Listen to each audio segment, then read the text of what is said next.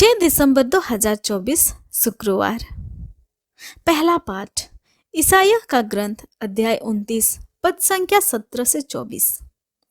थोड़ी ही समय बाद लोबानोन फलवाटिका में बदल जाएगा और फलवाटिका जंगल बन जाएगी।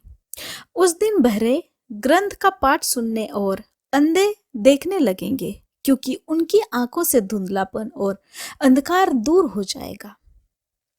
दिनहीन प्रभु के आनंद मनाएंगे और जो सबसे अधिक दरिद्र है वे इज़राइल के परम पावन ईश्वर की कृपा से उल्लासित हो उठेंगे, क्योंकि अत्याचारी नहीं रह जाएगा, घमंडियों का अस्तित्व मिटेगा और उन कुकर्मियों का विनाश होगा जो दूसरों पर अभियोग लगाते हैं, जो कचहरी के न्यायकर्ताओं को प्रलोभन देते और बेईमानी से धर्मियों को अधिकारों से वंचित करते हैं। इसलिए प्रभु याकूब के वंश का ईश्वर, इब्राहिम का उद्धार करता यह कहता है, अब ये याकूब को फिर कभी निराश नहीं होगी, उसका मुख कभी निस्तेज नहीं होगा, क्योंकि वह देखेगा कि मैंने उसके बीच उसके संतति के साथ क्या किया है और वह मेरा नाम धन्य कहेगा। लोग याकूब के परम पावन प्रभु को धन्य कहेंगे और इज़राइल के ईश्वर का श्रद्धा रखेंगे।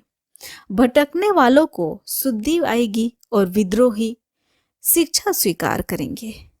यह प्रभु की वाणी है। ईश्वर को धन्यवाद।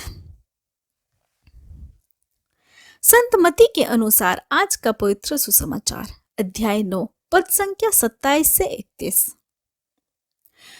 ईसा वहां से आगे बढ़े और दो अंधे यह पुकारते हुए उनके पीछे हो लिए, दाऊद के पुत्र, हम पर दया कीजिए।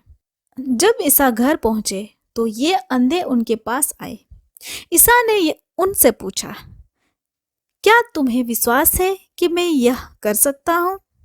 उन्होंने कहा, जी हाँ प्रभु। तब ईसा ने यह कहते हुए उनकी आंखों का स्पर्श किया, जैसे तुमने विश्वास किया वैसे ही हो जाए। उनकी आंखें अच्छी हो गई और ईसा ने यह कहते हुए उन्हें कड़ी चेतावनी दी, सावधान, यह बात कोई न जानने पाए। परंतु घर से निकलने पर उन्होंने उस पूरे इलाका में ईसा का नाम फैला दिया। यह हमारे प्रभु यीशु ख्रिस्त का सुसमाचार है। ख्रिस्त की जय। आइए आज के दोनों पाठों पर मनन चिंतन करते हैं। आगमन काल हमारे ईश्वर के हमारे बीच आकर निवास बनाने की घटना याद दिलाता है। ईश्वर ही हमारे लिए नई आशा और नवजीवन का स्रोत है। जब ईश्वर हमारे बीच निवास करता है तो वह हमारे पापों और कमजोरियों को अपने ऊपर ले लेता है। अक्सर हम अपने बीच में ईश्वर की उपस्थिति को नहीं पहचान पाते और अपने जीवन में ईश्वर की भूमिका को अनदेखा कर देते हैं। हम जानबूझकर ईश्वर की भलाई और उदारता के प्रति अपनी आंखें मूंद लेते हैं। आज के सुसमाचार में हम दो लोगों को देखते हैं जो अपने अंधेपन से मुक्ति चाहते थे। जब उन्हें अपने अंधेपन से मुक्ति मिल जाती है और वे चंगे हो जाते हैं, तो प्रभु यीशु उसकी चंगाई का श्रेय उनके अपने विश्वास को ही दे देते हैं। उनके विश्वास के कारण ही उनकी आंखें खुल गई और उन्होंने अपने आसपास ईश्वर की उपस्थिति को अनुभव किया। विश्वास का मतलब यह है कि हम अपने चारों ओर ईश्वर की उपस्थिति को महसूस करें और उसी के अनुसार अपना जीवन जिए। जिस व्यक्ति के हृदय में विश्वास नहीं होता, वह ईश्वर के कार्यों के प्रति और अपने जीवन में ईश्वर सक्रियता के प्रति अंधा हो जाता है।